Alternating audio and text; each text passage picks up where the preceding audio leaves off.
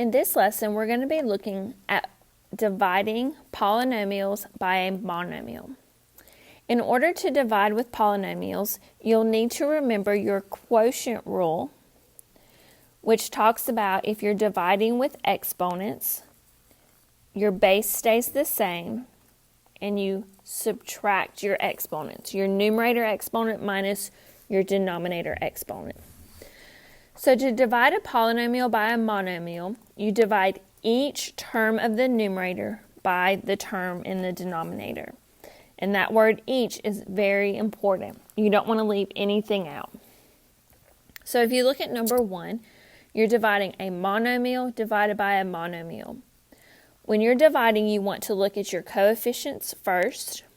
So 36 divided by 4, we know is 9. Then you look at your exponents or your variables. So x to the 5th divided by x to the 3rd. That is x to the 5 minus 3, which is x squared. So our final answer is 9x squared. You'll do the same thing on number 2, focusing on your coefficient first. 18 divided by 6, we know is 3. And then looking at your variable, y to the 3rd divided by y to the 7th, which is y to the 3 minus 7. So that would be 3y to the negative 4. But if you remember, in our previous lessons, we talked about how you don't want to have negative exponents in your final answer. So what we're going to have to do is we're going to have to move just the term or part that has the negative exponent. So we're going to move the y to the negative 4 into our denominator. The 3 is going to stay in the numerator, and then y to the now positive 4 is in our denominator. Now, as we add more variables, you still want to look at your coefficients first. So in number 3, 20 divided by 24. Now we know that won't divide evenly, so we can simply simplify it like a fraction. So 20 divided by 24 will simplify to 5/6. Now I see I have multiple variables, so I'm going to go ahead and extend that fraction bar out. As I look at those multiple variables, we're going to start by looking at just our a's. So a to the 2nd power divided by a to the 3rd is a to the negative 1. Well, I know I need to move that to my denominator, so it's just a in my denominator so that that exponent is positive. Then I look at my b variables. B to the 4th divided by b to the 4th is simply 1. Then I look at my c variables. C to the 6th divided by c to the 3rd, 6 minus 3 is 3. So c to the 3rd would be our final answer.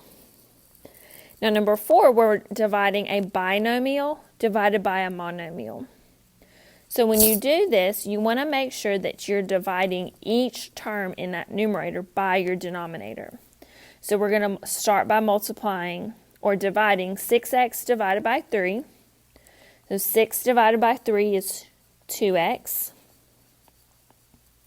Then we're going to divide 9 divided by 3. 9 divided by 3 is a positive 3. You'll do the same thing for number 5. Dividing each term in your numerator, so 40x squared divided by 8. 40 divided by 8 is 5x squared. And then negative 8x divided by 8. So negative 8 divided by 8 is negative 1. So that would be negative x. Go ahead and highlight, well, let's look at number 6.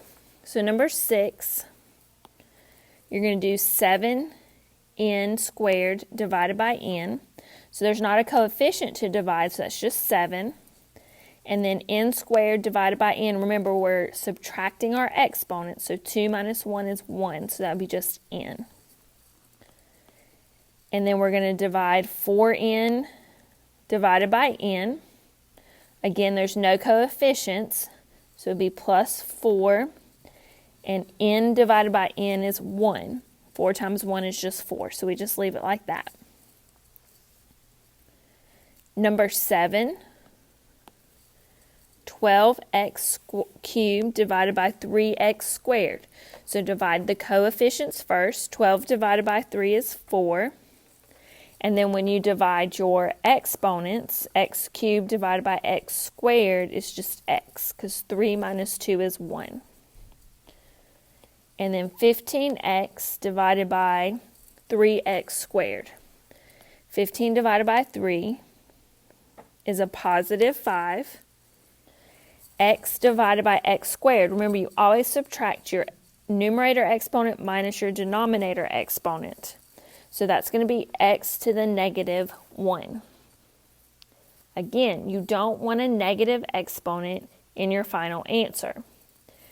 So the negative exponent doesn't have anything to do with the 4x, so that's going to stay 4x plus, on the second term, we need that negative 1 to move to our denominator.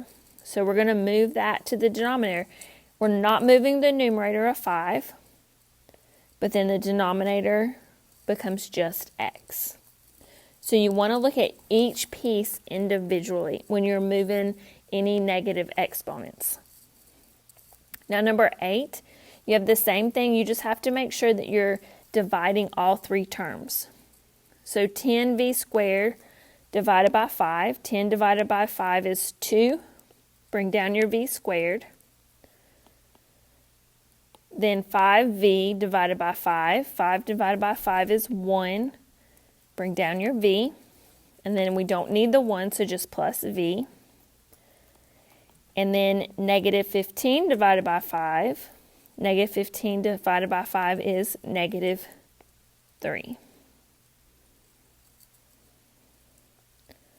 Go ahead and highlight number 9 on that row and highlight 10. And let's look at number 11. So number 11, we have multiple variables. So you want to make sure that you're matching your variables as you're dividing. So first, we divide 6a squared b divided by negative 2ab. Looking at your coefficients first, 6 divided by negative 2 is negative 3.